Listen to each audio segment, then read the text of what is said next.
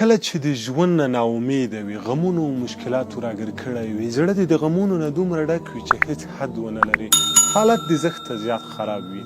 په همغه ثانیه کې د مور څومره کوشش کوي چې تا خوشحاله کړي، د تا د زړه نه غمونه لرې کړي، څومره زیات کوشش کوي تر څو تا خوشحاله وګوري. سفیان ثوری رحمت الله علیه فرمایي وي که د آخرت په ورځ زما نه پوښتنه وشي چې تا سره د مور محاسبه وکړي که الله تعالی در سره محاسبه وکړي، وایي زه به الله سبحانه وتعالی انتخاب کړم، ځکه الله تعالی زما د مور نه نسبت ماته زښته زیات مهربانه دی. په قرآن شریف کې یوه آیه ده، کله چې سړی وایي د سړي زړه ته یو سکون پیدا شي، سړی خوشحاله شي، یوه ټاپه یې په زړه باندې ولګي چې زه الله سبحانه وتعالی راته متوجه دی. الله تعالی وایي ان الله کان بکم رحیما، ځکه الله نسبت تاسو ته زښته زیات مهربانه دی.